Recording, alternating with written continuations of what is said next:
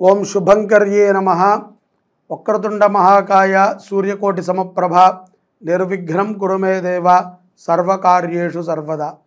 ఆదిత్యాయ చ సోమాయ మంగళాయ బుధాయ చ గురుశుక్రః శనిభ్యశ్చ రాహవే కేతవే నమః. నిఖిల శ్రేయోదాయిని సర్వకార్య సిద్ధిప్రద పరబ్రహ్మస్వరూపిణి శుభంకరీ నమోస్తుతే. అస్మత్ శ్రీ గురుచరణారవిందాభ్యాం నమః. శ్రీ శ్రీ శ్రీ గణపతి సచ్చిదానంద సద్గురుభ్యో నమో నమః. తులారాశి వారికి డిసెంబర్ నెలలో గల గోచార ఫలితాలను తెలియజేస్తున్నాము, శ్రద్ధగా ఆలకించండి. తులారాశి జాతకులకి డిసెంబర్ నెలలో నాయకత్వ లక్షణాలు విపరీతంగా పెరిగేటువంటి సందర్భాలు గోచరిస్తున్నాయి. ఇంతకాలము బ్యాక్ బెంచీలో ఉండి జాబ్ చేసుకునేటువంటి వాళ్ళకు కూడా ఫ్రంట్ రోల్స్ని అప్పచెప్పడం జరుగుతుంది. మీ మీద చాలామంది ద్వేషాన్ని కూడా వ్యక్తపరుస్తూ ఉంటారు. ధైర్యంగా ఉండండి. కుటుంబంలో కూడా కొన్ని బాధ్యతలని తులారాశి జాతకులు తీసుకుంటారు. వీరికి చాలా అనుగుణమైనటువంటి సందర్భాలు గోచరిస్తూ ఉంటాయి. ఇప్పుడు మీరు నిలదొక్కునేటువంటి మాసం. తప్పనిసరిగా ప్రతి ఒక్కరము కూడా జీవితంలో ఒక టర్నింగ్ కోసం వేచి ఉంటాం. అటువంటి టర్నింగ్ తులారాశి వారికి డిసెంబర్ నెలలో ఉంది. ఈ సందర్భంలో టర్నింగ్లో కళ్ళు మూసుకుంటామా, అహంకారంతో ఉంటామా, కోపంగా ఉంటామా, వచ్చినటువంటి దానిని దుర్వినియోగం చేసుకుంటామా, సద్వినియోగం చేసుకుంటామా అనేది వ్యక్తిగత అభిప్రాయం. ఎందుకంటే ధైర్యంగా అడుగు వెయ్యాలి. భయపడకండి. విజయము తప్పకుండా తులారాశి వారి వెంటే ఉంటుంది. మీకు వచ్చినదే, మీకు నచ్చినదే, మీకు ఇష్టమైనటువంటిదే, కానీ ధైర్యము కొంత తోడ్పడాలి. గ్రహములు ఆ ధైర్యాన్ని కూడా ఇస్తున్నాయి. ముఖ్యంగా భార్యాభర్తలు మీ ఇద్దరూ కూడా అన్యోన్యంగా ఉంటూ ఎవరిని మీ మధ్యకి రానివ్వకండి. సమాజంలో అనేక మంది చాలా దుర్మార్గులు సంచరిస్తూ ఉంటారు. మన ఇంట్లోనే, మన చుట్టుపక్కలే మనని అక్క, బావ అని పిలుస్తూ, లేకపోతే అన్నయ్య, వదిన గారు అని పిలుస్తూ మన కీడునే శాసించేవాళ్ళు, ఆశించేవాళ్ళు కూడా ఉంటారు. కాబట్టి ఎవరిని కూడా కుటుంబ విషయంలో నమ్మకుండా ఉంటే తులారాశి వారు తప్పనిసరిగా కుటుంబ సుఖాన్ని కూడా పొందగలుగుతారు. ప్రతిదీ తులారాశి జాతకంలో ఉన్నటువంటి స్త్రీలు 10 మందికి పంచుకుంటూ ఉంటారు. సోదరులకి కానీ, చెల్లెళ్ళకి, అక్కలకి, లేకపోతే పిన్నులకి, ఇత్యాది బాగా ఆప్తులు అనుకున్నటువంటి వాళ్ళకి. ఈ మాసంలో నా మాటని నమ్మి మీరు ఏది ఎవరితో పంచుకోకుండా ఉండండి. మీ భర్తతో తప్ప. ఆఖరికి కుమారుడితో కూడా చెప్పకండి. ఎందుకంటే మనము చెప్పేదే ఒక్కొక్కసారి మనకి రివర్స్లో గుచ్చుకుంటూ ఉంటుంది. అది మంచైనా చెడైనా. కాబట్టి మనం ఎవరికి చెప్పొద్దు. కొంత ఆలోచనతో వ్యవహరించినట్లయితే తులారాశి జాతకులు గొప్ప విజయవంతులు అవుతారు. వ్యాపారస్తులు కానీ, ఉద్యోగస్తులు కానీ నిలకడతో మీరు అద్భుతమైనటువంటి జీవనాన్ని పొందగలుగుతారు. విద్యార్థులు కూడా మీరు చదివేటువంటి స్కూల్లో కానీ, కాలేజీల్లో కానీ మీరు లీడర్షిప్ వహించేటువంటి అవకాశం ఉంది. సద్వినియోగపరచుకోండి. తెలివితేటలు మెరుగుపడతాయి. విదేశాలలో ఉన్నటువంటి వారు కూడా వ్యాపారముల చేటుకై మీ ఆలోచనలని ముమ్మరం చేస్తారు.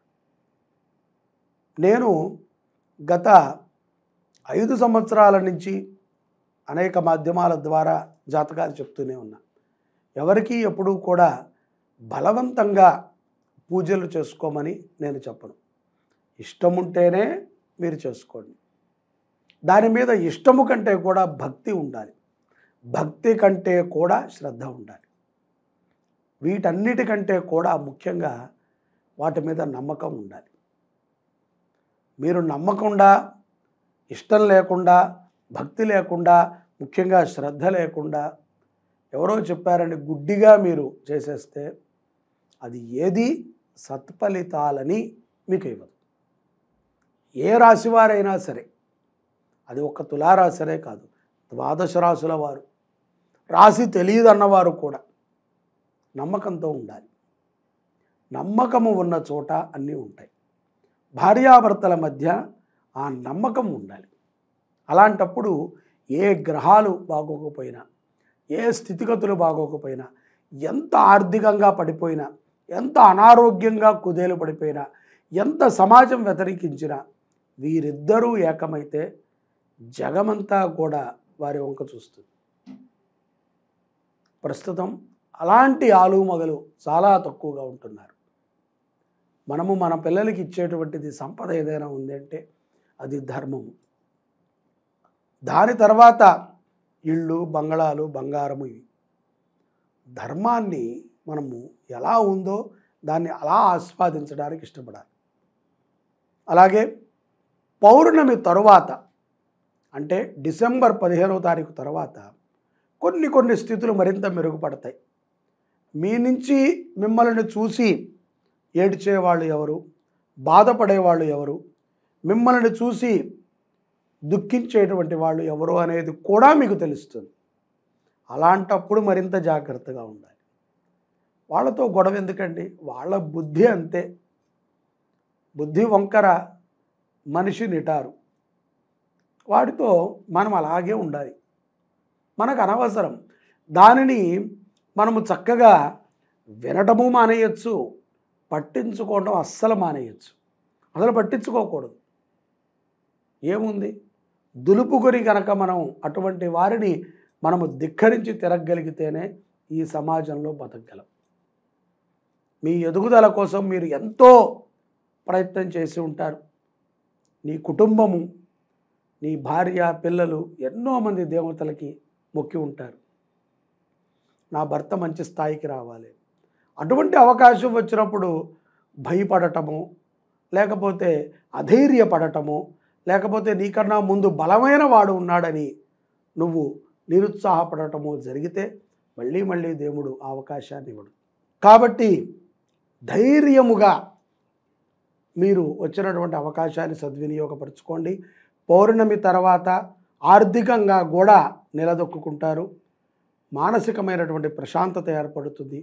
కుటుంబంతో కలిసి ఆహ్లాదంగా గడపటానికి మీరు కొన్ని ప్రదేశాలకు కూడా వెళతారు. దైవ దర్శన భాగ్యం ఉన్నది. అలాగే మీ ఇంట్లో శుభకార్యాలు కూడా జరుగుతాయి.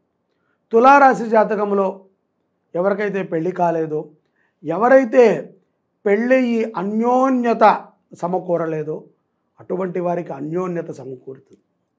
పెళ్లి కానటువంటి వారికి చక్కటి సంబంధాలు వస్తాయి. ఆలోచన చేయండి. కంగారు వద్దు. నిదానంగా ఒకసారికి 2 సార్లు ఆలోచన చేసి వివాహాన్ని చేసుకోండి.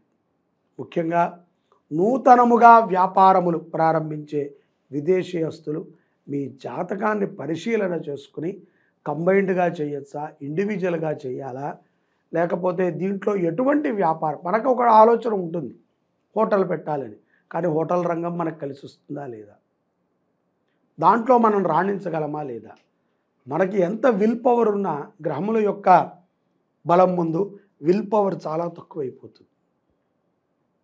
అలాగే గ్రహములు చాలా బలంగా ఉన్నప్పుడు విల్ పవర్ ఎంతో అవసరపడుతుంది.